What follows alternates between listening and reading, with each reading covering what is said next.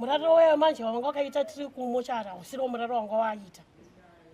vazorara manje kweko kune musoro tongoti posheni yemusoro ineyi ndo yavanga vakarara vakaita sei vakatoita pilo vakarara webhodhi wechituna hongu vakararira chituna hongu vachitoita sei vakatorara zvichikwadi vachitotidza unono varipo tikatoseka ndokuvamutsa vanokwanisa umuka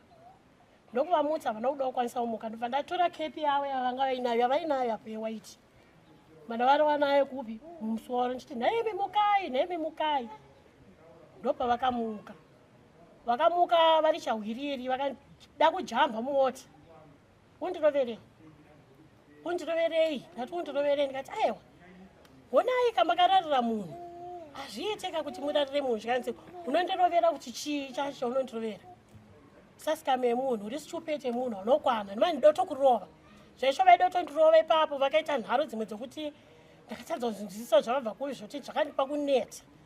ndikati nene ndiri kukumutsai kuti makararira chii makarara bhodhi remunhu sandikuti mukai zvikanzi naiyo zvine basa rei chine basa rei chinhu icho chandichasara kungoenda noraswa chichine basa iri ndikati ewa ine ndikuedza kudomutsa kuti mukai but imi makunditukirei plus mudondiroverei. For these and more stories, tune in to Zim News Bit TV with Robert Tafumani.